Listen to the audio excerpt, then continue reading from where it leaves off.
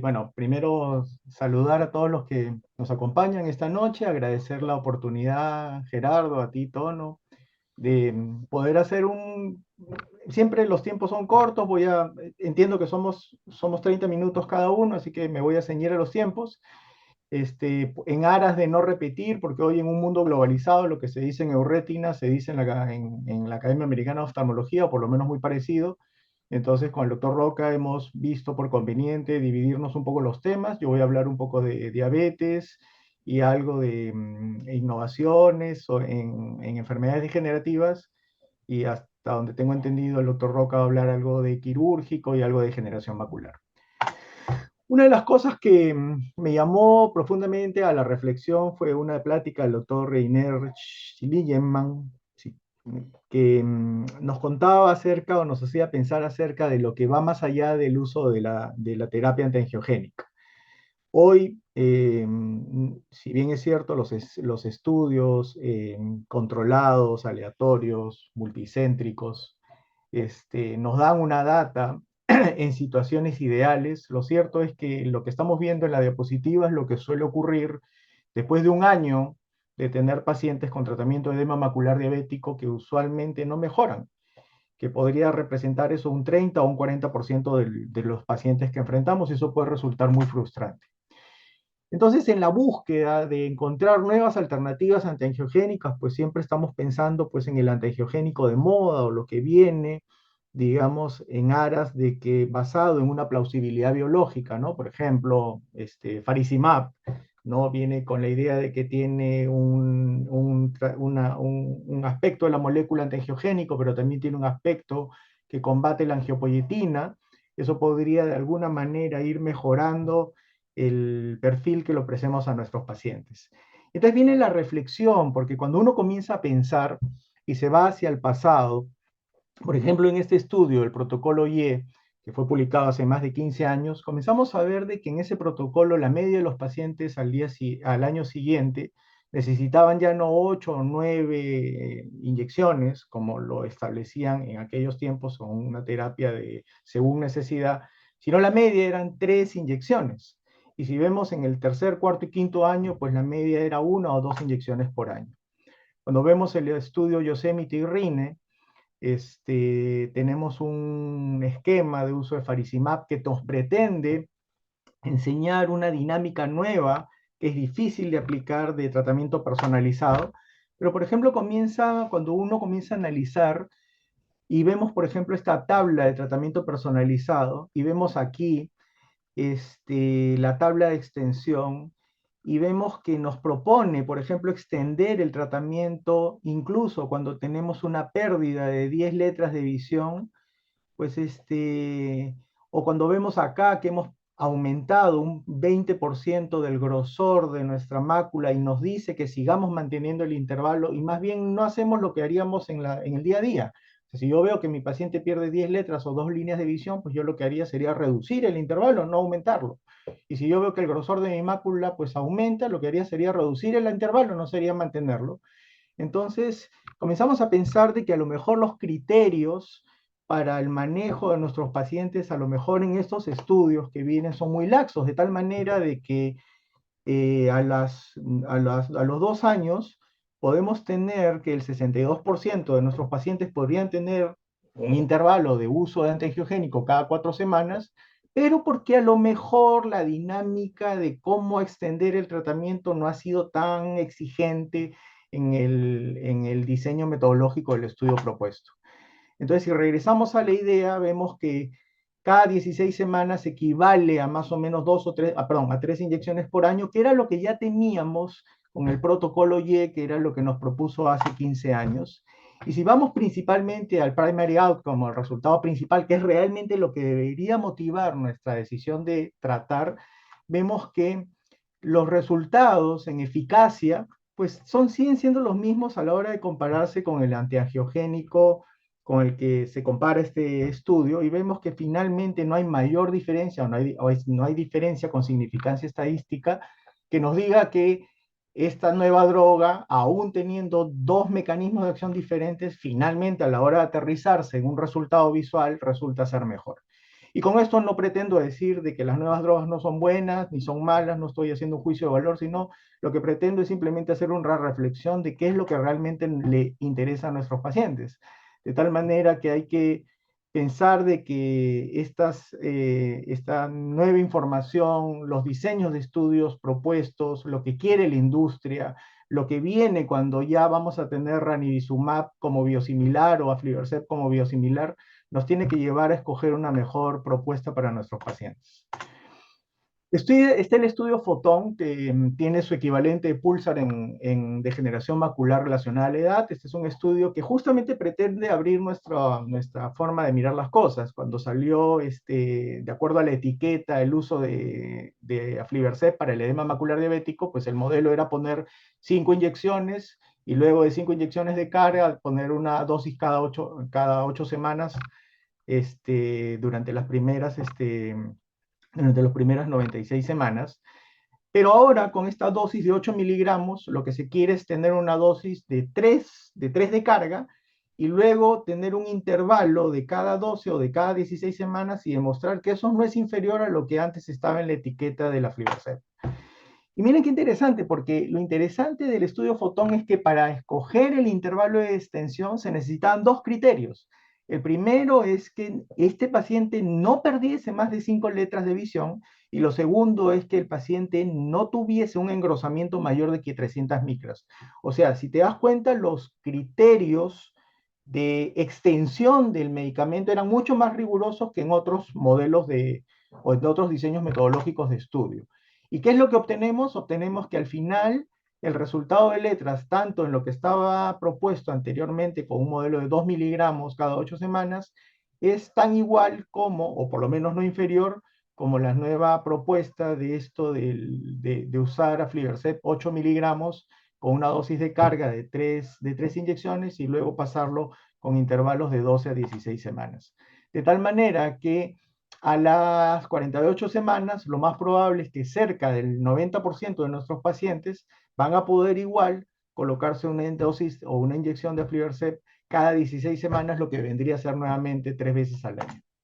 Y en el tema de la seguridad, pues el tema de la seguridad, el estudio Fotón muestra que no hay mayores temas respecto a la seguridad. El estudio Tahoe es un estudio real world que pretende mostrarnos qué está pasando con el uso de faricimab cuando tú lo utilizas en pacientes naif y cuando tú lo utilizas en pacientes que ya vienen utilizando otros antiangiogénicos. Es un estudio real world que de alguna manera muestra mejor lo que realmente sucede en la actualidad. Este estudio ha estudiado 181 ojos de 136 pacientes con un total de 756 inyecciones intravítreas y ha seguido a los pacientes 140 con una sola dosis de inyección de faricimab y 94 ojos con un seguimiento de 3 inyecciones.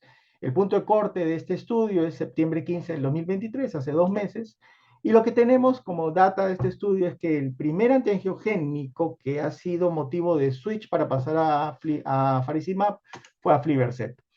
Y cuando tú tienes colocándole a un paciente aflibercept y luego pasas a faricimab, ellos te dicen, mira, tú ganas 2.16 letras en el cambio de una dosis.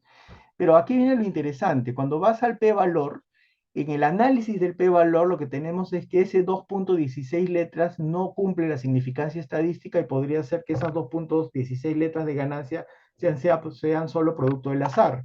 Y lo mismo cuando tú colocas 3 inyecciones de faricimab y vemos que ese cambio de 3.78 letras o esa disminución de grosor de 45 micras están dentro de un 0.05 marginal y un 0.1 que no es significativo estadísticamente y por lo tanto también esa ganancia podría ser producto del azar. Por tanto, en el estudio Tahoe, a pesar de que ellos reportan que faricimab demostró una rápida mejora en la anatomía de la visión, lo cierto es que la estadística no acompaña la conclusión del paper o del trabajo. Una cosa que me llamó la atención es que siempre estamos pensando, y por eso hablaba yo sobre el hecho de no utilizar todo o no pensar todo en inyecciones.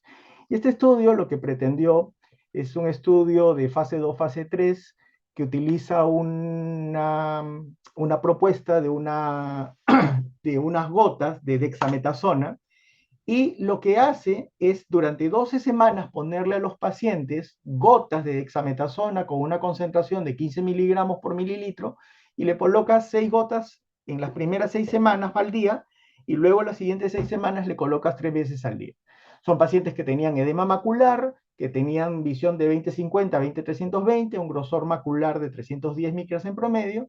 ¿Y qué fue lo que obtuvimos? Lo que obtuvimos, si vemos acá en la tabla demográfica, vemos que los pacientes tenían al menos 2 años de edema macular diabético y que el grosor promedio del centro de la mácula era 450 micras más o menos en promedio.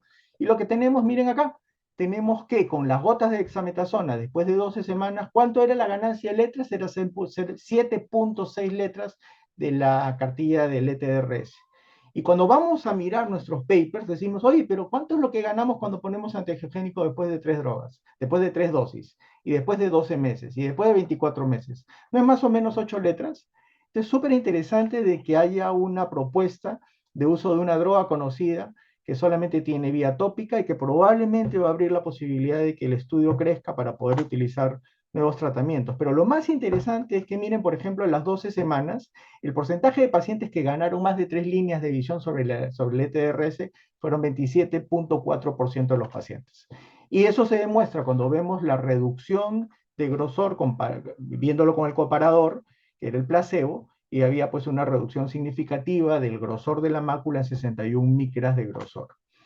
Lo que más nos preocuparía del uso de esta metazona es el tema de la hipertensión intraocular, como suele suceder con los corticoides, pero en la tabla de seguimiento de 12 semanas muestra que el delta del aumento de grosor, del aumento, perdón, de presión sería 2.79 milímetros de mercurio en ese estudio. Lo que significa de que el estudio Diamond encontró el objetivo, el desenlace primario, y pues seguramente eso abrirá la posibilidad de que hayan tratamientos tópicos para el manejo del edema macular diabético. Otro paper que me llamó la atención es este estudio para inyectar, ahora que está de moda la terapia génica. Cuando nosotros pensamos en terapia génica, pensamos en Boretigene de Parvovec, este, que es esta droga que servía para el manejo de la amaurosis congénita del leve por el daño de este gen que es el RPE65. Y de ahí nos salimos porque lo venimos arrasando hace mucho tiempo y lo que queríamos ver era terapia génica para otras condiciones. Pues ya comenzaron a aparecer condiciones que están beneficiándose de este tipo de tratamiento. La retinitis pigmentosa ligada al X es una terapia que está utilizando este modelo de terapia génica que se llama el AGT6-501. Es una terapia que tú inyectas una vez, una sola vez, y se mete dentro de un adenovirus asociado para que cuando tú lo inyectes subretiniano, este vector ingrese el DNA que tiene a neuronas que no están en la fase S del ciclo celular, sino que están no, en fase no división, pero que utiliza la maquinaria genética de la célula para comenzar a expresar la proteína que en este caso está faltante y el paciente comienza a mejorar. Entonces, en este estudio de fase 1, fase 2, que se hace un escalamiento de dosis, lo que se demuestra en los datos microperimétricos es que los pacientes, comparados con los que no fueron tratados, pues mejoraron ostensiblemente su función visual hasta los 36 meses. Otra cosa importante es que ninguno de los pacientes que tuvo las inyecciones mostró pérdida visual ni disfunción de los conos, y pues esto de alguna manera abre la posibilidad sobre terapia génica para retinitis pigmentosa ligada a X. Pero no solamente retinitis pigmentosa ligada a X, sino también terapia génica para coroideremia. Nosotros sabemos que la coroideremia es una enfermedad hereditaria que tiene una fase temprana o tardía, producto del daño del gen CHM, que lleva a una alteración de la proteína REP1.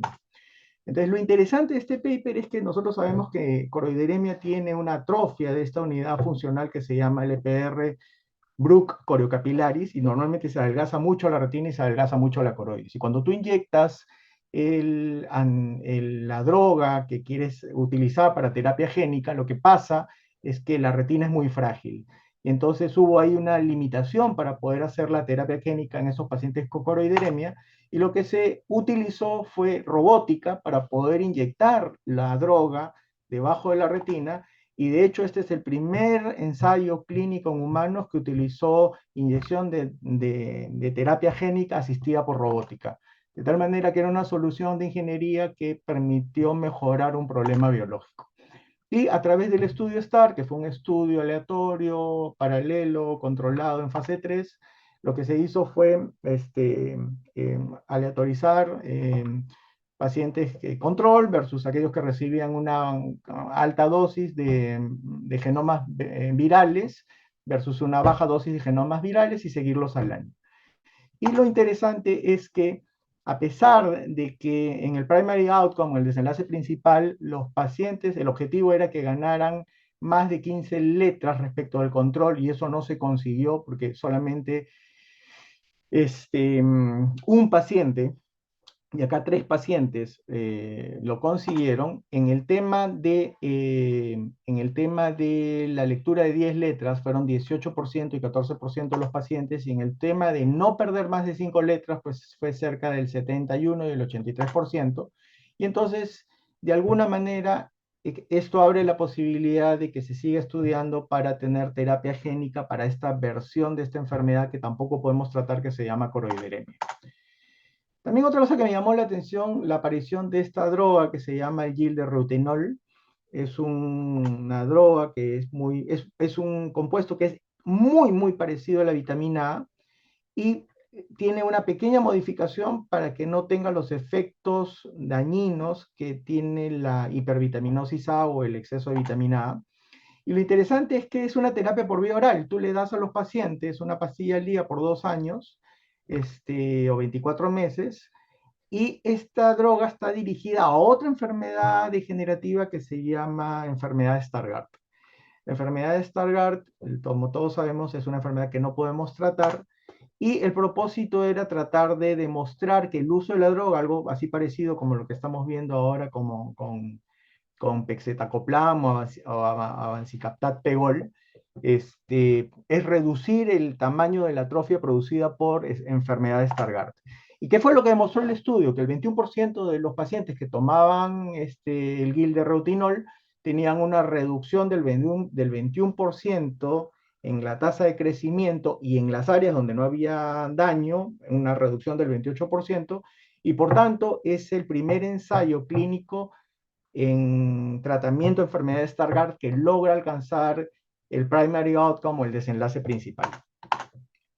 También está el estudio Starlight, que está en fase 2 y que tiene como propósito inyectar o producir a través de terapia génica también la inyección de un gen que se llama MCO, que es un gen que lo que hace es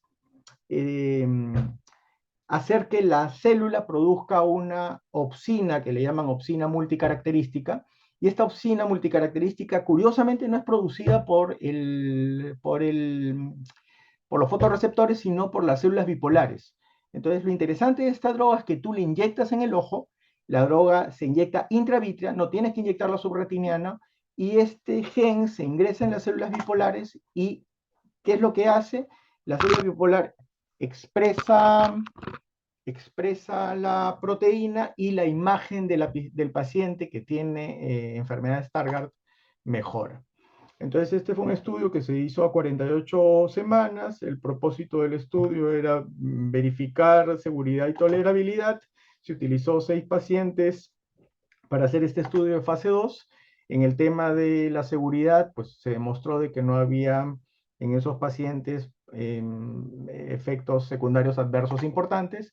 Y lo interesante en enfermedad de Stargardt es que los pacientes con la droga ganaron al menos o en promedio 5 letras de visión, pero lo interesante es que cuando utilizaban sus magnificadores podían lograr hasta mejora de 13 letras, y 2 de 3 pacientes lograron leer más de 7 letras de los 6, y cuando usaban magnificadores, 3 de 6 pacientes lograron leer hasta más de 30 letras con magnificadores. Lo que también habla de que probablemente tengamos nuevas formas de terapia, nuevamente, para enfermedades que al día de hoy no tenemos cómo tratar. También existe la remofuxina, que es una droga que también sirve para reducir o pretendía reducir el depósito de lipofuxina en enfermedad de Stargardt. Nosotros sabemos que la lipofuxina es uno de los elementos que se acumula en esta enfermedad y que nosotros la evidenciamos bien cuando pedimos un estudio de autofluorescencia. Esta remofuxina es un ingrediente activo del soraprazam, que es una droga que sirve para evitar el reflujo gastroesofágico, y lo que hace la droga es ligar la lipofuxina para poder evitar que se deposite y consecuencia de ello se pensaba que eso, o se piensa que eso podía tener algún impacto sobre el avance de la enfermedad. Entonces, se hace el diseño de estudio, que es el estudio START, y lo que se consigue de colocar, bueno, y el resultado principal, o el primary endpoint, era hacer una evaluación cuantitativa de la autofluorescencia del paciente. Entonces, si había una reducción de la autofluorescencia de manera cuantitativa, pues tú podías decir que la droga había tenido algún efecto, digamos, favorable para el paciente. Es interesante porque en líneas de visión, en sensibilidad microperimétrica, en grosor central, en volumen macular, en grosor de fibras nerviosas y en el área de la zona elipsoide, todo fue a favor de remofuxina, y lo único que era el primary outcome, que era la valoración cuantitativa de la autofluorescencia, vemos que estuvo neutro, digamos, o hacia a favor del placebo. Entonces, lo que demuestra el estudio es que, o lo que concluye es que fue una mala idea utilizar la autofluorescencia cuantitativa, porque sabemos de que al día de hoy es una variable que no es tan estable para medir el resultado del medicamento. Pero igual me pareció interesante que exista una droga que nos permita tratar también enfermedades Stargardt. Este estudio que utilizaba el revaquinagin taroretcel, que es una droga que sirve para telangiectasia macular tipo 2. Es otra enfermedad que no tenemos nada que hacer, es muy difícil tratarla. Durante muchos años se intentó a lo mejor tratar con antiangiogénicos sin mayor beneficio, y lo que pretendía este tratamiento, basado en una prueba de concepto, que es que cuando hay daño de los fotorreceptores, quien trata de salvar al fotorreceptor es la célula de Müller. Y la célula de Müller lo que hace es producir una molécula que se llama el factor neurotrófico ciliar. Y este factor neurotrófico ciliar lo que quiere hacer es que el fotorreceptor no se deteriore. Entonces, basado en ese, vamos a decir, en ese principio que cumple determinada plausibilidad biológica, lo que se hace es, ok, vamos a utilizar esta terapia de células encapsuladas que tienden a producir este factor ciliar, esta molécula que se llama revaquinagin taroretcel, NT501, y se colocaba en pars plana y quedaba amarrada en pars plana, y estas células comenzaban a liberar el factor ciliar neurotrófico para ver si eso tenía algún impacto en los pacientes. Ese fue un estudio en fase 3, se hizo en todos estos lugares, se hicieron dos estudios en paralelo que tenían las mismas características, y el objetivo primario era demostrar una menor reducción en el área de la zona elipsoide en los pacientes que usaban el mecanismo encapsulado. Y eso fue lo que sucedió. Se demostró que el uso del mecanismo en los dos estudios redujo el área de zona elipsoide dañada en 56.4 y 29.2%, lo que alcanzó el resultado primario. Pero no solamente eso, sino que los pacientes que utilizaban la droga, que tenían telangiectasia macular tipo 2, leían mejor que los pacientes de control. Y obviamente el tema de la seguridad igual no mostró efectos secundarios adversos. Por tanto, la conclusión es que el uso de la droga alcanzó el desenlace primario, y que eso abre la posibilidad también de tener alguna expresión de tratamiento para la enfermedad de telangiectasia macular. Y finalmente, para terminar, en el estudio Behold, que es un estudio de fase 2 que utiliza una droga VX1325 para degeneración macular, hay un concepto que va a estar de moda en los próximos años que se llama el manejo de la senescencia. En el manejo de la senescencia se entiende como aquellas células que de alguna manera comienzan un proceso de envejecimiento, y el proceso de ese envejecimiento hace que estas células fenotípicamente se convierten en células secretoras de unas sustancias asociadas a senescencia que se llaman factores de crecimiento, factores profibróticos y factores inflamatorios. Y estos factores lo que hacen es que son liberados al medio ambiente y entonces comienzan a afectar las células del costado. Entonces, si yo puedo conseguir una droga que evite el inicio de la senescencia o del envejecimiento de la célula, no se van a liberar estos factores y teóricamente se va a rejuvenecer o a restablecer los tejidos. Y ese es el modelo que se utilizó en pacientes que tenían diabetes y que lo que uno quería es inhibir la pérdida endotelial en los pacientes que tenían daño endotelial severo por diabetes. Esta droga ha demostrado que mejoraba el estatus vascular de los pacientes y lo que se trataba era colocar una 21 dosis de la droga VX1325 a 10 microgramos comparado con placebo y a ver qué sucedía después de un año o 48 semanas. En el tema de los eventos de la seguridad, pues lo de siempre, normalmente no hubo mayores problemas en efectos adversos, pero lo interesante es que con el uso de esta droga que evita la senescencia de las células, la ganancia de letras en edema macular diabético nuevamente era bastante muy parecida a la que se utiliza en antiangiogénicos, que era 6.2 letras comparado con el placebo, pero lo más interesante es que el 50% de los pacientes que utilizaron esta droga, que te libera un poco de usar los antiangiogénicos porque la tenías que colocar una vez al año, solamente nos permitió de que el 50% de los pacientes no requirieran antiangiogénico, que era la terapia de rescate. Entonces concluimos de que esta droga a 48 semanas te permitía recuperar 6.2 letras en promedio, te dejaba libre de tratamiento de rescate por 48 semanas y es una alternativa más de tratamiento intravítrea no antiangiogénico para el manejo del edema macular diabético. Así que muchas gracias, creo que estoy en tiempo, cumplí con los 30 minutos asignados. Bueno, en principio, le decimos a la audiencia que si tienen una pregunta para Renzo, pues la hagan llegar a través del chat. Y de mi parte, pues felicitarte, realmente has hecho una exposición bastante concreta y muy eh, variada y de las grandes posibilidades que tenemos en el futuro cercano de tener variedad de drogas para tratar estas enfermedades también ligadas a las X, a las genéticas y las variedades también para la diabetes y la maculopatía relacionada a la edad. Eh, Gracias a Dios tenemos una gran variedad que están entre fase 2 y algunas en fase 3. Yo creo que en los siguientes 5 o 6 años vamos a tener ya acceso a muchas opciones. No sé si hay preguntas en el chat, no, todavía no las hay. En general, ahí en Euretina, hablaron algo de los mecanismos de liberación, porque también estamos a comenzar a poner todas las drogas en mecanismos de liberación permanente de la droga. ¿Y si hablaron algo de eso, Renzo? Bueno, te refieres al Port Delivery System, ¿no? Sí, A eso te así es. refieres.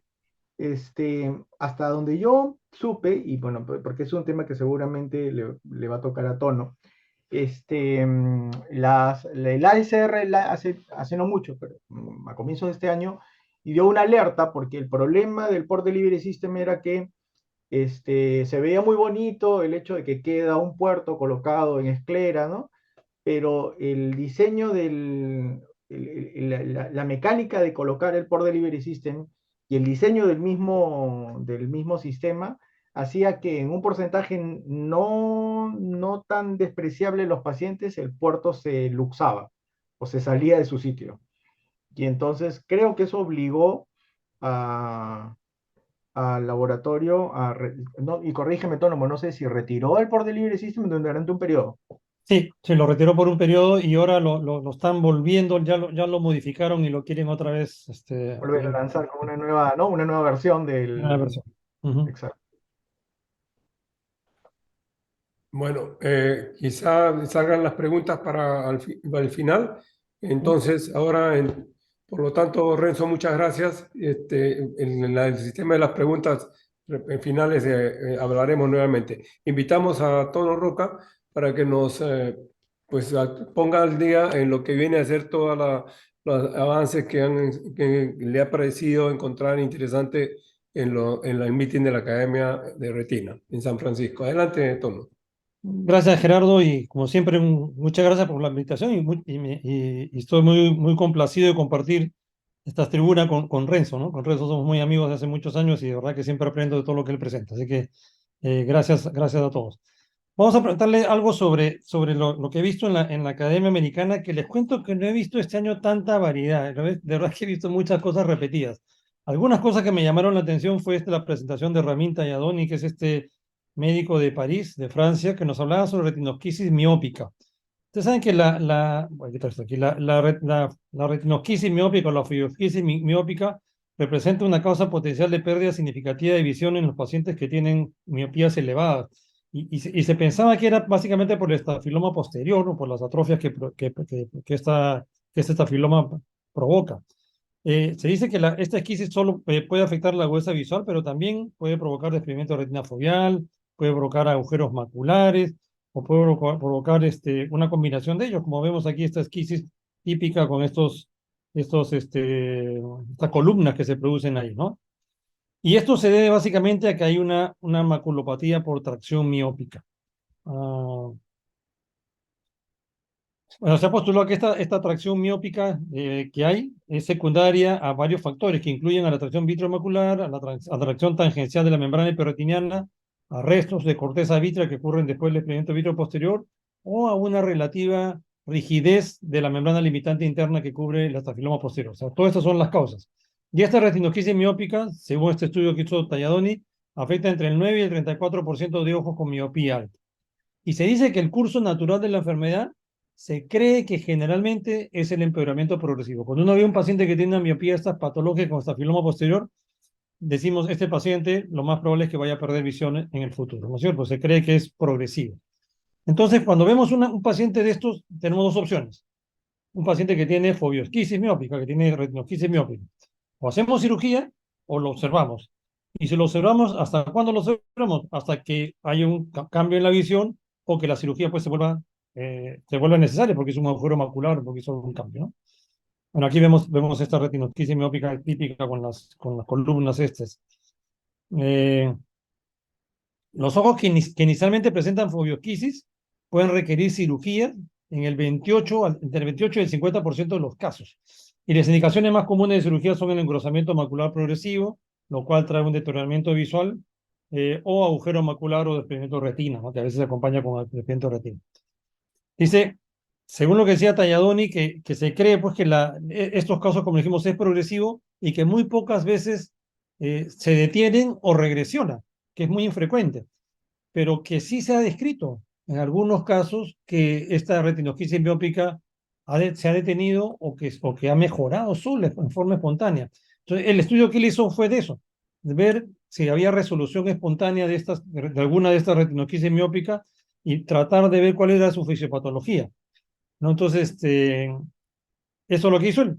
Él hizo un estudio retrospectivo de ojos con esquisis macular miópica que fueron seguidos por lo menos durante 6 meses, sin cirugía, y dice que la evolución de la esquisis macular miópica se analizó cuantitativamente, vieron el grosor foveal central, el grosor parafoveal, la altura máxima de la esquisis macular miópica, y cualitativamente también si había o no había desprendimiento de la retina foveal, si había agujero macular, membranas hiperretinianas, neovascularización coroidea, que es algo con lo que se asocia mucho la retinoquisis miópica, la retinoquisis interna y externa, y cómo estaba el vitro, tanto al inicio del estudio como al final del estudio, ¿no?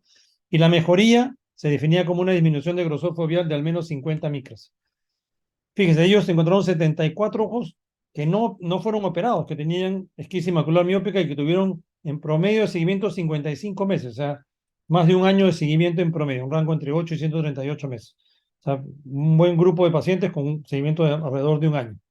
Decía que el 66% de los ojos estaban estables después de un año. 15% de los ojos nomás empeoraron, 19% de los pacientes de estos ojos mejoraron.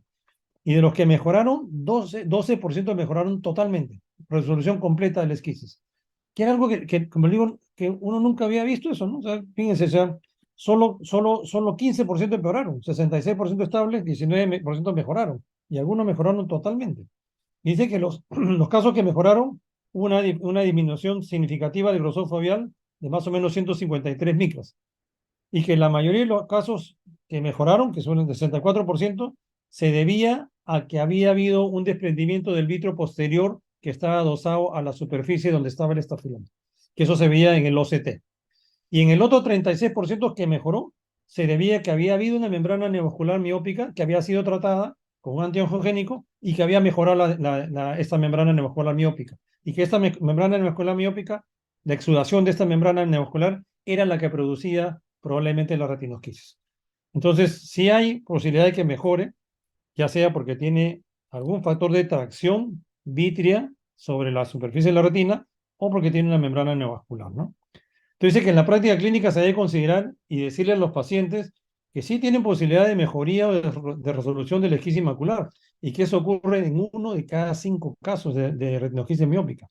Y que esta mejoría parece más probable cuando nosotros en una tomografía vemos que hay una tracción vitromacular, cuando hay algo que está jalando la superficie, una membrana hiperretiniana o una tracción. Entonces dice que el diagnóstico de esquisma macular miópica no debe impedir que nosotros busquemos que haya una membrana neovascular, porque a veces la membrana neovascular miópica, que son, ustedes saben que son membranas que no exudan mucho, que son un poco más difíciles porque a veces hacemos la angiografía y tampoco exudan y no estamos seguros si hay o no.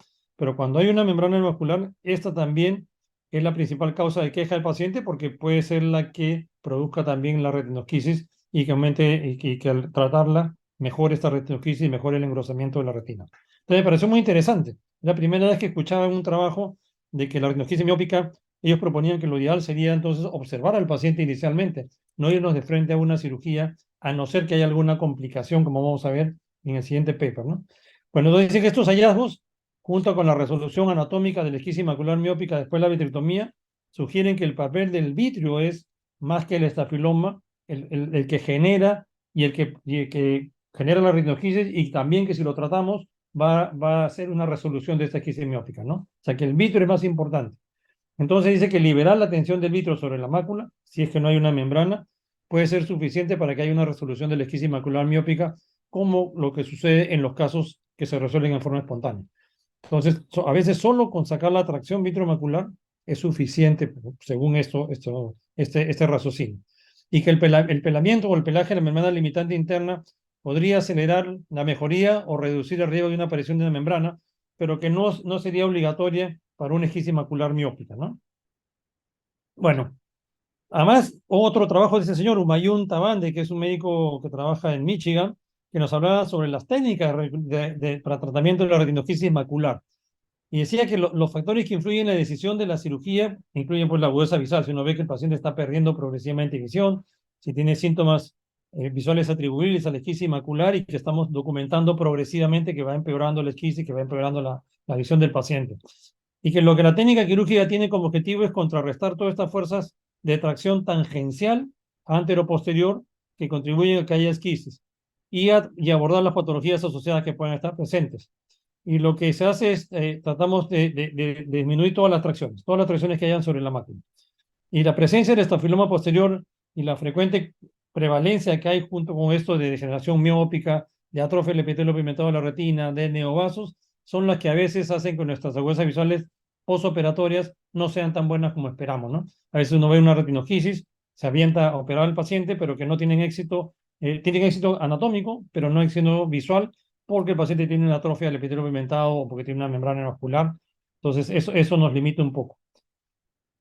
Nos decía que la cirugía estaba indicada cuando había una disminución progresiva de la agudeza visual documentada y que el paciente tenga un buen potencial visual.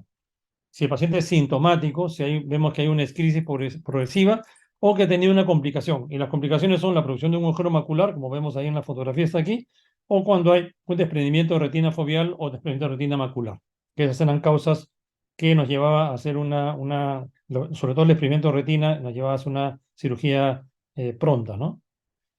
Las técnicas quirúrgicas que nos decía que podríamos utilizar en estos casos son hacer una vitrectomía plana con el peeling de la membrana epirretiniana, nada más, del vitro, o sea, de la corteza vitromacular y de la membrana epirretiniana.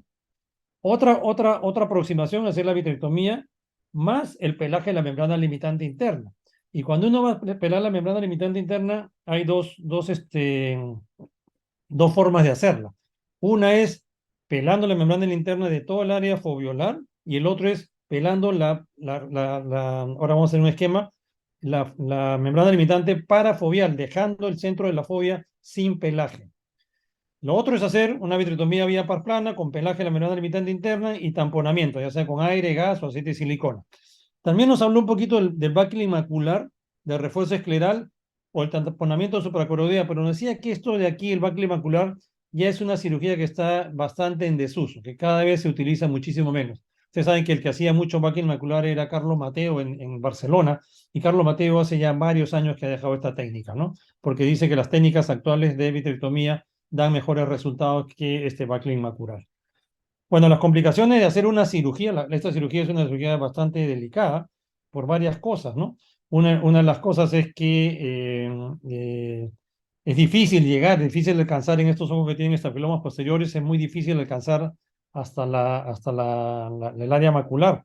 Nos hablaba en esta conferencia, dijo que en estos ojos ellos recomendaban no entrar a 3.5 o 4 milímetros de limbo, sino que entrar por lo menos a 6 o 7 milímetros de limbo, porque como estos ojos son más grandes, la par plana está también más posterior y que uno podría entrar sin mayor reparo a 6 o 7 milímetros de limbo, cosa que nuestras pinzas lleguen un poquito más posterior también, ¿no? Y había que bajar un poco la presión del ojo también para poder alcanzar un poco más la superficie posterior de la retina. Y nos hablaba que las complicaciones de estas cirugías eran el agujero macular iatrogénico de espesor total. A veces entramos en una retinosquisis y terminamos con un agujero macular. El traumatismo quirúrgico con progresión de la esquisis o el destrechamiento pues, de la capa esta de cítica y que terminamos con un agujero macular grande. Podemos causar atrofia cororetiniana o un desprendimiento de retina, ¿no? Dice que el agujero macular puede ocurrir en ojos muy miopes por maculopatía traccional miópica sin provocación iatrogénica, o sea que solo pueden ocurrir solos, como una complicación de la cirugía para esta esquisis macular.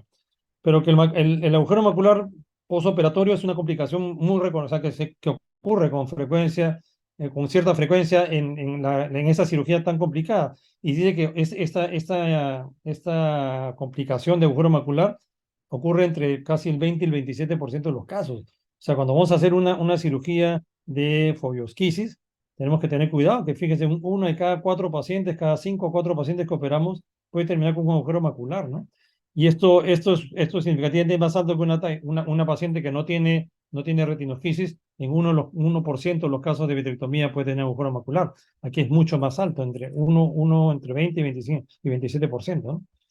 Y dice que la incidencia de agujero macular postoperatorio es mayor cuando existe desprendimiento de la retina foveal concurrente, si existe defecto retiniano tanto de la retina externa o de la retina interna, si ha habido pelaje de la membrana limitante interna con la técnica estándar, que es pelar toda la membrana limitante interna sobre el área foveal. Por eso que Shimada y colaboradores describieron un método que se pela la membrana limitante interna del área macular, excepto del área foveolar. Y esto disminuye la posibilidad de agujero macular postoperatorio. El agujero macular en pacientes muy miopes es más difícil de manejar que un agujero macular normal, ¿no es cierto? Y esto es lo que dicen. O sea, la técnica normal es quitar toda la membrana limitante, pero ellos dicen que hay que quitarla solo la región perifoviolar. Dejamos la fobia sin pelaje. Y existen, él nos recomendaba, decía que habían 2 métodos de hacer este pelaje. Uno es, para estos casos de estafilomas posteriores, con estafilomas posteriores con maculoesquisis, ¿no? Con una esquisis del nivel de la mácula. Uno era hacer el pelaje de la membrana limitante interna y dejar el área foviolar sin pelar, y el otro es hacerla igual, el pelaje de la membrana limitante externa perifoviolar, pero hacer un flap que no involucre el centro de la fobia, pero sino que le hacemos un flap como para un agujero macular y tapamos el centro de la fobia.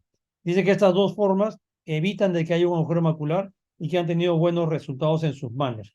Y fíjense que en sus manos la mejora anatómica ha sido entre el 70 y 100% de los casos, con estas 2 técnicas, que en los 60-80% de los pacientes mejoran la agudeza visual, y que el estudio fue por un año, y que esta mejoría continúa por más de un año. Entonces, esa sería la forma, según ellos, más racional de hacer el pelaje de la membrana limitante interna en estos casos tan delicados de fobiosquisis. Lo que había que hacer es tener una visualización muy buena intraoperatoria, o sea, para hacer estos pelajes en una retina tan difícil como una retina miópica con estafloma posterior. Lo que tenemos que hacer es optimizar con el mejor lente de contacto de mácula que tengamos para poder ver. Tenemos que pintar la membrana limitante interna y pintar también la membrana, la hialoides posterior. Usamos triamcinolona y usamos azul brillante o también en esos casos que no hay agujero macular, podrían también usar verde endocianina si quieren, tanto digo, para visualizar la membrana limitante interna y la membrana hiperretinana y otros tejidos. Decía que había que mantener muy superficial el agarre de la membrana limitante, no hundir. A veces uno presiona un poco la superficie de la retina para coger la membrana limitante interna, que eso no hay que hacer en estos casos porque la retina se daña muy fácilmente en estos pacientes. Y además que como es un ojo con muy poco pigmento y que ya tiene una atrofia coloretiniana de fondo, no nos damos cuenta muy bien la profundidad, no nos damos cuenta dónde tenemos que coger la membrana limitante. Entonces hay que teñir y teñir varias veces. Y además acordarnos que la retina de este paciente es débil y que tenemos más riesgo de nosotros causar una iatrogenia, un traumatismo y un agujero macular.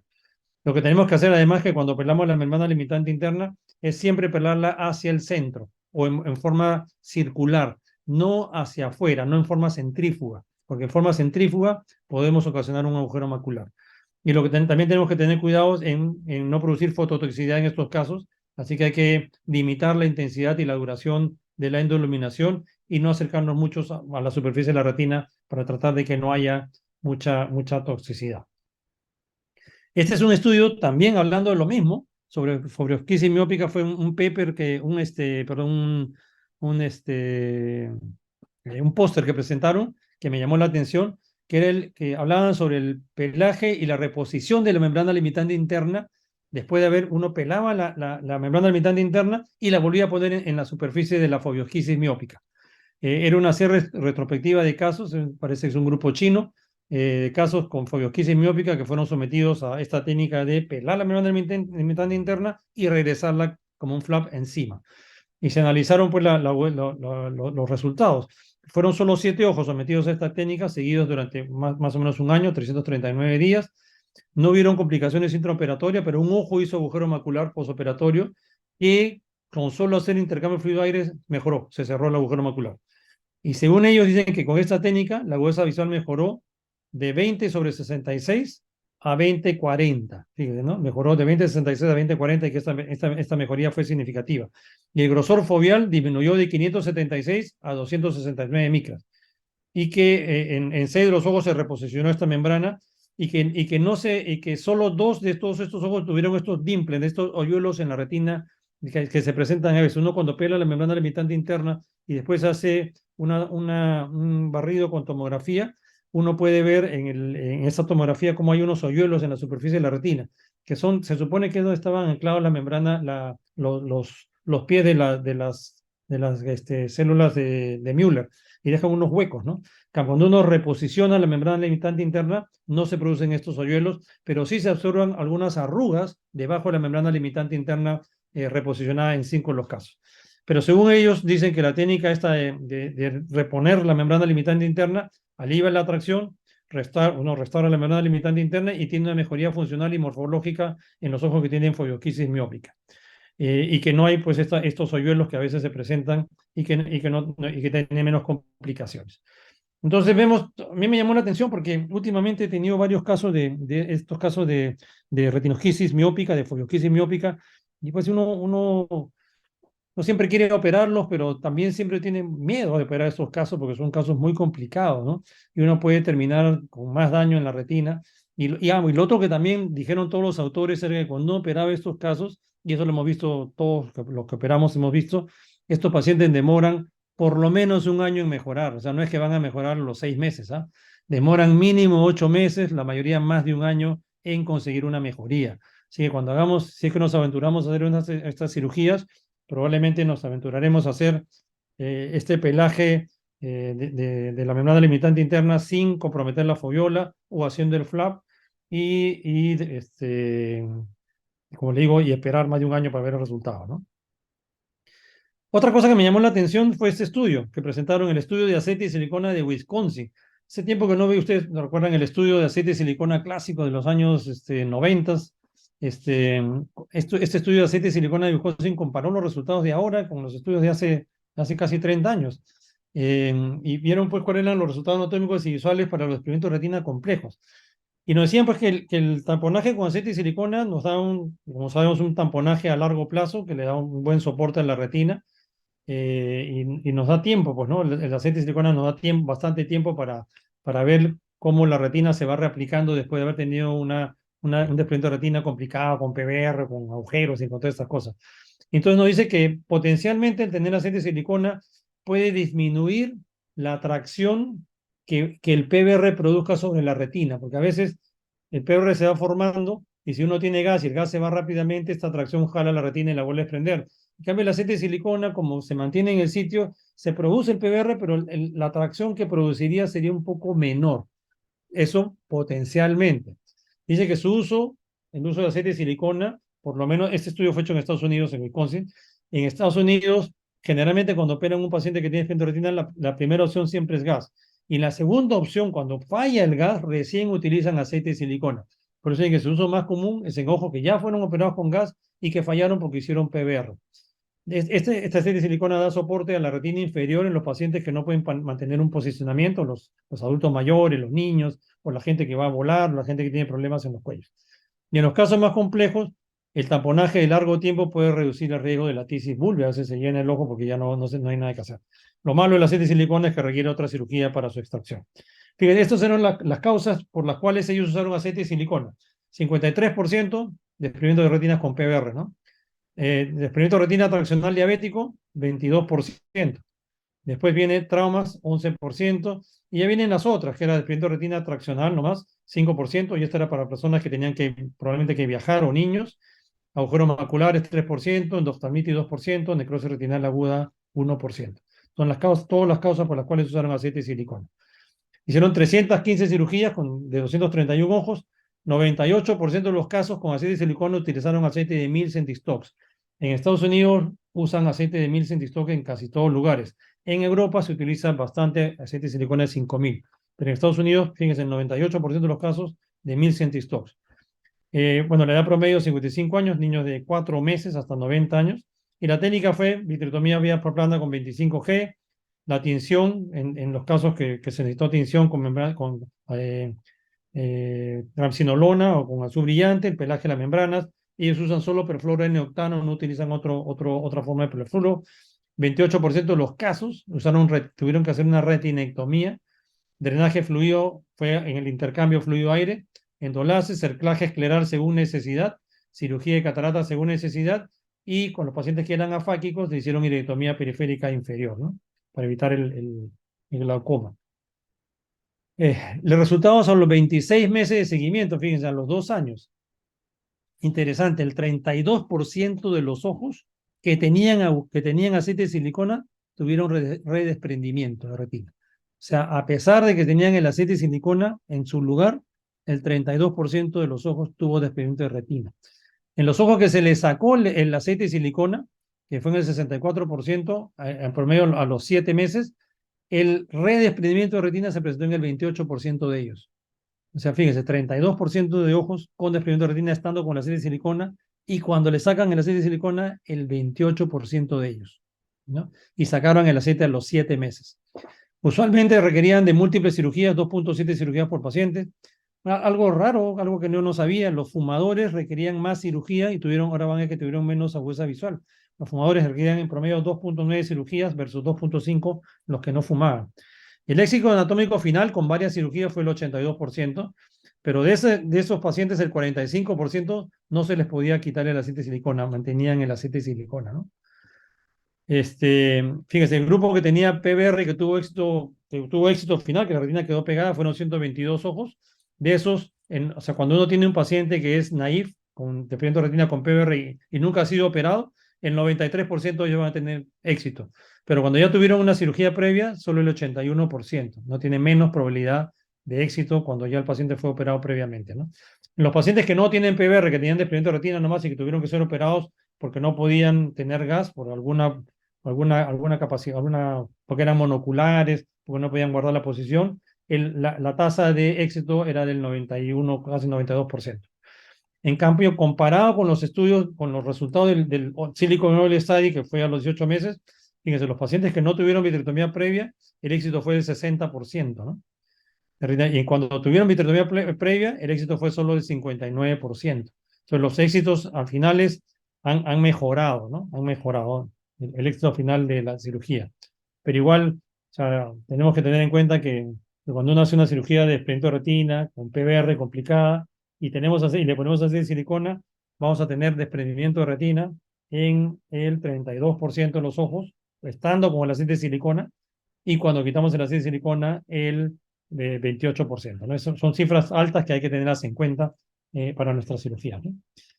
En cuanto a agudeza visual, bueno, inicial fue agudeza visual de 20 sobre 1320 y mejoraron a 20 sobre 693. Retina aplicada al final de visita al 82%.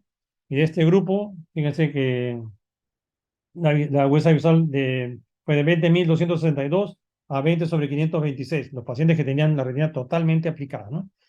La agudeza visual final mayor de 20/200 en el 36% de los pacientes y mejor que 20/40 solo en el 7.4% de los pacientes. Entonces tampoco podemos ofrecerle unas buenas agudezas visuales a nuestros pacientes. Podemos ofrecerles que la retina va a quedar, tenemos una muy buena posibilidad de tener retina aplicada, 80%, pero de buenas agudezas visuales, mejores que 20/40, 7%, mejores que 20/200, 35%. Y el experimento de retina reumatógeno mejoró agudeza visual de 20, los que no tenían PBR, de 20/458 a 20/74, ¿no? Eran los que más mejoraban su visión. La agudeza visual que el paciente con PBR, 35% de los pacientes tenían visiones mejores que 20/200 nada más. 50% de los pacientes que tuvieron desprendimiento de retina con PBR ganaron, que nunca habían sido operados, ganaron 2.2 líneas. Y los que ya habían sido antes ganaron un poco más, 4.2 líneas. Pero estos pacientes empezaron con mucho peor agudeza visual, pero que tuvieron más ganancia de visión, ¿no? En cuanto a visión y número de cirugías, es decir, que los pacientes que tuvieron un total de 3 cirugías vitreoretinianas tuvieron el mejor resultado final de visión. Mejoraban 5.2 líneas. Pero como le digo, estos pacientes empezaron con peores visiones, ¿no? Después de la tercera cirugía. En cambio, los pacientes que tuvieron solo una cirugía ganaron menos cantidad de líneas, 1.1 línea de visión. Y los pacientes que tenían muchas cirugías, más de 4 cirugías, ya casi no ganaban visión, ganaban 0.7 líneas de visión. En conclusión, decía que pobres agudezas visuales iniciales y finales debido a la patología de fondo. Así que a pesar de que sí hay mejoría, estos pacientes a veces no mejoran mucho porque el desprendimiento de retina crónico o el PBR hace que no mejore. Cuando usamos aceite de silicona para desprendimiento de retinas que ya fallaron con la cirugía primaria de vitrectomía con gas, puede haber mejoría sustancial cuando pegamos la retina. Estamos empezando con muy malas agudezas visuales, pero podemos mejorar hasta 7 líneas de visión. Los fumadores tienen peor visión final. En general, los fumadores que han tenido este tipo de cirugías con aceite de silicona pierden 0.7 líneas comparado con los que no fuman, que mejoran 2.7 líneas. O sea, el cigarrillo sería algo nocivo. El redesprendimiento de retina es común. Cuando el ojo está lleno de aceite de silicona, 32%. Al retirarlo, 28%. Son cifras importantes que hay que tenerlas en cuenta. Y que se requieren múltiples cirugías, en promedio casi 3 cirugías por paciente. Algo que no les comenté, esto de la técnica chimenea, que lo hablaban también. Dice que los pacientes cuando les retiramos, cuando vamos a hacer la cirugía y vamos a inyectar el aceite de silicona, hay dos formas de hacerlo. Una es ir inyectando el aceite de silicona y detenemos la inyección cuando vemos que por la cánula de irrigación empieza a subir el aceite de silicona. Entonces ahí paramos y ya con eso queda el aceite de silicona dentro, pues casi a tope dentro de la cavidad vítrea.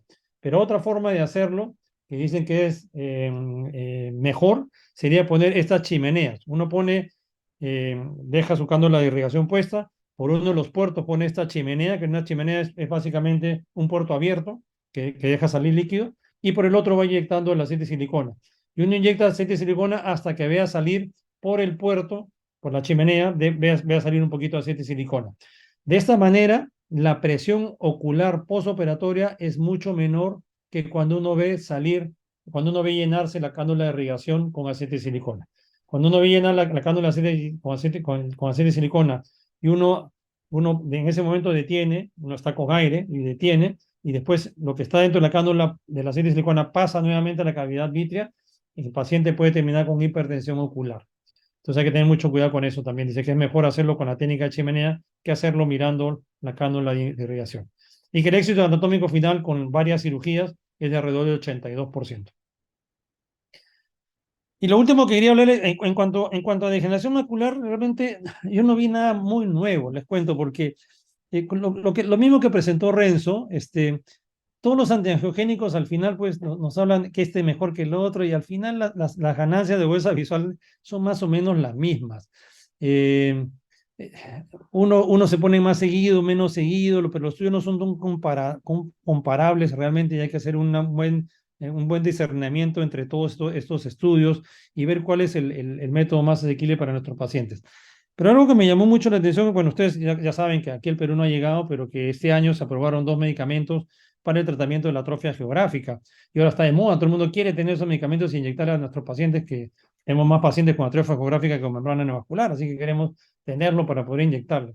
Y se hizo un par de charlas sobre esto que me gustaron mucho, y al final hubo una discusión había que votar si estábamos a favor o en contra, ¿no? del tratamiento. Y que presentó en contra de esta inyección de estos medicamentos fue el doctor Rick Spade. Ustedes saben que el tratamiento actual de la atrofia geográfica va dirigido a la cascada de complemento. Se ha visto que en la cascada de complemento la inflamación que produce es la que lleva al final a la degeneración macular seca, ¿no? A la atrofia geográfica. Y que esta cascada la podríamos detener básicamente en el complemento 3, que es donde inhibiendo el complemento 3, que es el pestacoplan, que es el Cifobre, que ya fue aprobado a principios de año, o podemos hacer la inhibición a nivel del complemento 5, que es el abacicap-tepegol, que es el Simura-Diveric, ¿no? Que ha sido aprobado un poco de tiempo después. Y los dos se estuvieron usando, ¿no? El Cifobre, el pestacoplan, ha demostrado algunos casos de vasculitis retiniana, entonces se está viendo bien los efectos secundarios. Pero estos han demostrado claramente en los estudios que pueden disminuir la expansión del agujero de la atrofia geográfica con inyecciones intravítricas mensuales o bimensuales, mejor las mensuales, las que se ponen mensuales reducen un poco más que las bimensuales, y que más o menos reducen la progresión de la atrofia geográfica en alrededor del 20%. Eso es lo que nos han dicho los estudios, ¿no? Ahora, nos presentó pues el doctor Rick Spade que sí, los estudios nos demuestran un 20% de disminución. Ustedes saben que si el paciente tiene atrofia geográfica foveolar, no tiene mucho sentido ponerle el tratamiento porque el paciente ya no ve. Lo ideal es hacerle el tratamiento a los pacientes que tienen atrofia geográfica extrafoveal, para tratar de evitar o retrasar lo más posible que esta atrofia geográfica involucre el centro de la fobia y que el paciente pierda visión.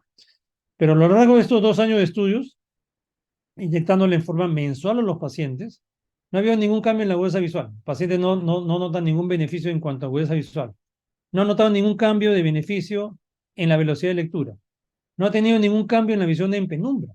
Y cuando le hacían el estudio del National Institute, el Visual el Formulation Question, esto de 25, para ver cuál es la calidad de visión del paciente, tampoco han tenido ninguna mejoría. Entonces dice que el paciente no experimenta ninguna mejoría, 0% de mejoría el paciente. A los 2 años, los pacientes que han sido inyectados en forma mensual, 12% de ellos se volvieron, exudaron, fueron volvieron degeneración macular exudativa. 4% tuvieron inflamación. 1.7% hicieron neuropatía óptica isquémica. Y los pacientes que se inyectaron tuvieron el doble de mortalidad que los pacientes que no se inyectaron. Fíjense, 6.7% comparado con 3.8% en pegcetacoplan. Entonces, paciente que no va a tener ninguna mejoría, el paciente no va a notar ninguna mejoría. El paciente tiene 12% de probabilidad que se le vuelva por la inyección, que se le vuelva al paciente una degeneración macular húmeda. 4% de inflamación, neuropatía óptica, el doble de probabilidad de mortalidad para su edad. Y Rick Spade al final terminó diciéndonos que lo que el paciente, la ganancia que tenía el paciente después de haber inyectado durante 2 años uno de estos medicamentos en forma mensual, era que perdía 2 células de epitelio pigmentado menos que si no se hubiera inyectado. O sea, la ganancia del paciente eran 2 células de epitelio pigmentado. Entonces, cuando terminó el doctor Spade, se hizo la votación. Si uno estaba a favor de inyectar estos nuevos medicamentos o no inyectar estos nuevos medicamentos, porque ahora están pues de moda, ¿no? Y más del 90% votó porque no había necesidad de inyectar estos medicamentos a los pacientes, ¿no? Entonces eso es algo que hay que tener cuidado porque digo, la industria es muy poderosa y la industria pues nos endulza, nos presenta los datos en forma que nos presenta pues el 20% de pacientes ha tenido o sea, ha habido 20% de diferencia en cuanto a crecimiento de la atrofia geográfica, pero eso no trae ese 20% que han demostrado, según algunos estudios, que ustedes saben que para demostrar estos estudios de cuánto ha crecido la atrofia geográfica, se hacen muchas pruebas. Hay diferentes formas, podemos hacerlo con fotografías, con angiografías, y con todos los métodos que tenemos nosotros de demostrar cuánto ha crecido, con el único método que se ha podido demostrar que ha crecido menos es con la autofluorescencia. Con todos los otros métodos que tenemos, microperimetría, con todo, no se ha podido demostrar que hay una disminución del crecimiento de la atrofia geográfica. Solo se ha podido demostrar con autofluorescencia.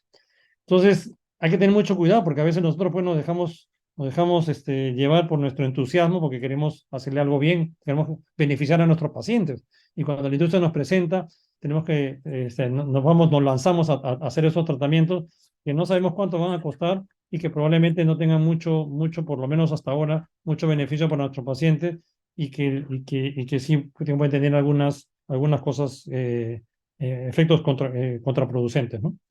Bueno, eso es lo que yo les traía. No sé si tienen alguna pregunta para mí o para Renzo. Estamos a su disposición.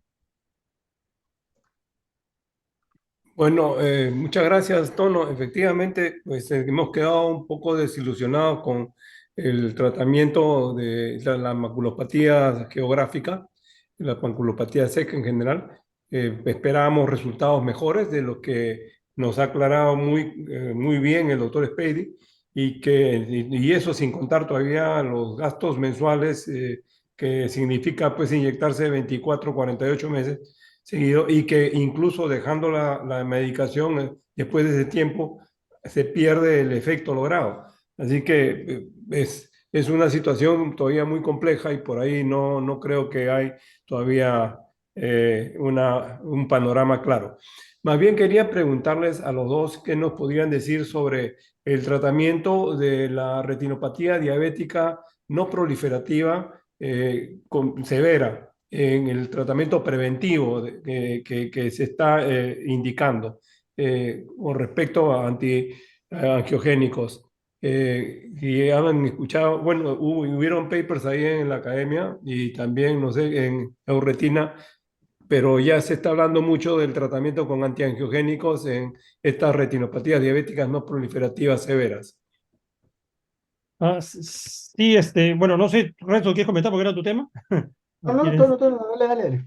No, sí, o sea, yo sí les cuento que entré a alguno de estos simposios y sí, o sea, lo que pasa es que sí se ha demostrado que los antiangiogénicos disminuyen la progresión de la retinopatía diabética y la pueden regresionar en algunos casos y que además manejan bien el edema macular diabético. O sea, sí es un tratamiento válido. El problema es que es un tratamiento válido para cierto tipo de población, para aquella población educada que va a ir continuamente a nuestra consulta y que no va a dejar de asistir, porque el problema es cuando dejan de asistir a nuestra consulta y aparecen después de 6 meses, un año, y estos pacientes ya pues empeoraron y este empeoramiento a veces no lo podemos contrarrestar después. Pero para cierto tipo de población sí han demostrado que tienen beneficio. O sea, sí hay beneficio y de hecho, yo una vez lo planteé cuando justo hablaba de este tema. Si fuera mi ojo y yo sé lo que me pudiera pasar, probablemente yo me pondría algunas inyecciones, sobre todo si ahora tenemos inyecciones que duran un poco más de tiempo. Yo probablemente me iría más a inyecciones cada cierto tiempo que a una fotocoagulación intensa o una fotocoagulación media periférica más inyecciones. Haría algún tipo de tratamiento combinado. Porque usted sabe que claro, la fotocoagulación panretinal con láser, que es el tratamiento estándar, es muy bueno. El paciente se le detiene la progresión, pero tiene complicaciones, ¿no? El paciente pierde visión nocturna, pierde campo visual, su visión ya no es la misma que antes. Entonces, yo creo que todas estas cosas tenemos que manejarlo dependiendo de cada paciente, ¿no? No hay algo definitivo, ¿no? Ujú. Sí, Bueno, correcto. bueno, estamos en la misma idea, ¿no? Eso yo creo que en ciertos casos es conveniente tratarlo y hacer generalmente combinadas para disminuir el número o la cantidad de tratamiento con el láser. Nos hacen una pregunta, dice, los resultados anatómicos sobre la cirugía del desprendimiento de retina reumatógeno se enfocan en el uso de silicón, gas o cerclaje, cuando otro factor importante también es la hialoidectomía, que es difícil de cuantificar si es que se hace de manera adecuada. ¿Cómo hace la hialoidectomía usted? La O sea, pregunta, Titono. yo creo que, o sea, uno de los pilares de tener un éxito importante en la cirugía de desprendimiento de retina es el pelaje de la hialoides posterior. Si uno deja la hialoides posterior aplicada, sobre todo en diabéticos, pero en otros casos también de desprendimiento de retina, hay mucha más probabilidad de redesprendimiento de retina, de formación de tracciones periféricas después o de PBR. Entonces, yo siempre trato de retirar la hialoides posterior y para retirarla a mí me resulta mucho más fácil verla teñida con la triamcinolona. Se la tiño con triamcinolona y una vez que la veo teñida me puedo acercar con el vitrector alrededor del nervio óptico y trato de desprenderla desde el nervio óptico y la voy jalando con cuidado, ¿no? Pero siempre la trato de desprender la hialoides posterior. ¿Tú, Renzo, cómo lo haces? Sí, Sí, no, completamente coincido contigo con el manejo de, o sea, coincido primero en la idea de que hay que sacar la hialoides, en la medida que se pueda, casi siempre, porque no sé si te ha pasado, pero a veces, por ahí nos toca operar pacientes que por alguna razón no se les retiró la hialoides y lo que suele suceder es que esos pacientes, yo tengo la sensación, y es una opinión personal, de que hacen un BRP más agresivo y despegar esa hialoides con BRP hace mucho más difícil la cirugía. Entonces, yo lo que hago es lo mismo que tú, acerco el vitrector al borde de la papila y me muevo hacia la arcada tratando de generar un vacío que me permita levantar la hialoides. No hago esa técnica que como le llaman, la caña de pescar, creo, esa que le pones ¿Mm? la punta de silicona, porque la plataforma que utilizo para hacer la vitrectomía tiene un vacío muy potente y entonces me es suficiente para hacerlo en la mayoría de los casos. Ujú. ¿Tú, Gerardo, cómo lo haces? ¿Igual? sí, sí, sí.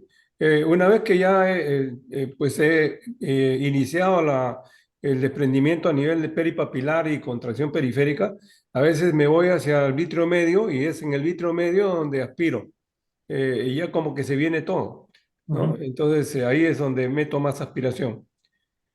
Eh, no sé si más bien a nivel del chat, acá hay otra pregunta. Bueno, en primer lugar, felicitaciones a los dos, nos están mandando varias, entre ellos Dino Nateri, felicitaciones por sus exposiciones que realmente han estado muy buenas. Bueno, acá hay una como afirmación, se habló del uso de la Flibercept de alta dosis de 6 miligramos. En realidad son de 8 miligramos, pero la idea de eso es más o menos, digamos, compensar un poco la fuerte noticia o el alargamiento del tratamiento que se da con el faricimab, ¿no? Que dicen a 16 semanas. Si le ponemos 8, casi iguala con este tratamiento, igual al faricimab, ¿no? Yo creo que eso ya es conocido, pero no es de 6, sino de 8 miligramos la dosis, ¿no? No sé si ustedes quieren agregar algo porque pues han sido muy buenas sus charlas, y si no es así, eh, pues a comentarles que ya esta sería la última charla de este año y quisiera más bien invitar a todos los colegas del capítulo para el Congreso de Verano, del 11º Congreso de Verano Internacional del capítulo de Retina y Vitrio, junto con los capítulos de pediatría, de trauma, de uveitis y de oncología, que se va a realizar esta vez en Chiclayo, entre el 22 y 24 de febrero, junto con la filial del norte y la Norretina. Se han invitado, va a ser espectacular porque se han invitado y han aceptado expositores de la calidad como Little Wu, Mauricio Maya, también va a venir Abel Ramírez, va a venir para trauma y entre otras cosas Felipe Morera, también Martín Charles de Argentina, que incluso van a encargarse del wet lab bootcamp de cómo hacer vitrectomía. Todo un día va a estar enseñándonos sus técnicas de vitrectomía. Y también va a haber un wet lab de cómo manejar, obtener los mejores resultados con la tomografía de coherencia óptica. Así que pónganlo en su lista y para acudir y tener un buen momento de tanto científico como social, de podernos encontrar en la calurosa y acogedora ciudad de Chiclayo para fines de febrero. Bueno, despedirnos, agradecerles nuevamente a los expositores, que como siempre son de cualidad a uno, y desearles pues unas felices fiestas de fin de año, una buena Navidad, y nos estaríamos viendo en febrero. Gracias, Gerardo. Muy bien. Gracias. Nos vemos. Gracias, chao. Adiós. Chao. Gracias, Renzo. Muy bien. Bye. Buenas noches, colega.